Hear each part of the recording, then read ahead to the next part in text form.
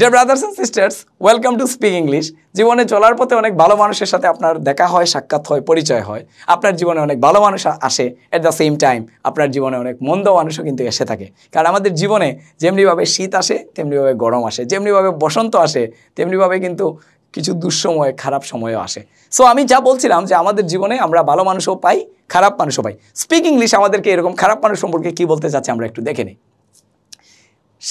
Speak English বলছে সে গাপটি মেরে বসে থাকা শয়তান। কে সেই শয়তান?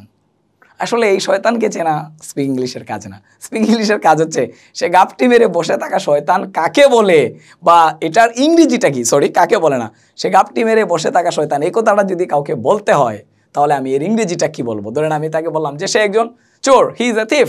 আমি বললাম সে একজন খারাপ মানুষ, he is a bad person, bad guy, কিন্তু সে গাপটি মেরে বসে থাকা শয়তান। এই কথার ইংরেজি আমরা কীভাবে বলবো? এরকম তো বলা লাগতে পারে। ওকে, দেখি স্পিক ইংলিশ কী বলছে। স্পিক ইংলিশ বলছে she is a fish in a troubled water. she is a fish, সে হচ্ছে এরকম একটা মাছ, সে হচ্ছে এরকম একটি মাছ। আলোচনা বেশ ইন্টারেস্টিং, রাইট? সে হয় a fish, একটি মাছ, in a troubled water, ভেজালযুক্ত পানিতে থাকা একটি মাছ। এটা একটা ইংলিশ একটা প্রভার্ব, ইডিয়মস এটা। তো এরকম আপনি যদি বলতে চান আমরা বলতে পারি she is a fish in a troubled water. Okay, এখানেই কিন্তু শেষ না। এখন এই জাতীয় কথাকে আর কীভাবে আপনি বলতে পারেন?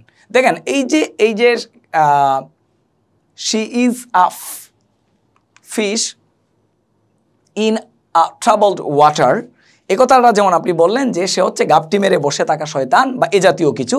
এখন এই জাতীয় ব্যক্তিকে আমরা নর্মালি কি ইংরেজি বলি? আমরা বলি আ হিডেন এনিমি, লুকায়িত একজন শত্রু, যিনি গোপনে অবস্থায় আছেন, আপনাদের সাথেই থাকেন কিন্তু শত্রুতা করে। আ ডিসিটফুল পারসন, যিনি হচ্ছে কি গোপন শত্রু বা বিশ্বাসঘাতক ব্যক্তি। ব্যক্তি বানানটা আকার হয়েছে, এটার জন্য আমরা সরি, আকারটা থাকবে না।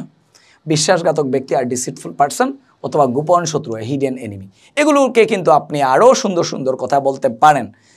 কি বলতে পারেন? হিডেন এনিমি বললে অনেকেই বুঝবে, কিন্তু she is a snake in the, আমরা যদি বলি কি যেন ছিল, she is a fish in a troubled water, তাহলে অনেকেই এটা বুঝতে পারবে না।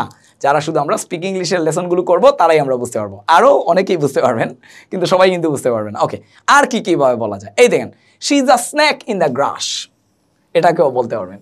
She is a snake in the grass, সে হচ্ছে শি ইজ আ স্ন্যাক, সে হচ্ছে একটি সাপ। কোথায়? ইন দ্য গ্রাস, ঘাসের মধ্যে গাপটি মেরে লুকিয়ে থাকা একটা সাপ। সে কিন্তু সাপ মানে কি? সাপ হচ্ছে আমাদের বাংলাদেশ, ভারতে আমরা এটাকে কোনো বন্ধুর রূপে আমরা এটাকে মনে করি না।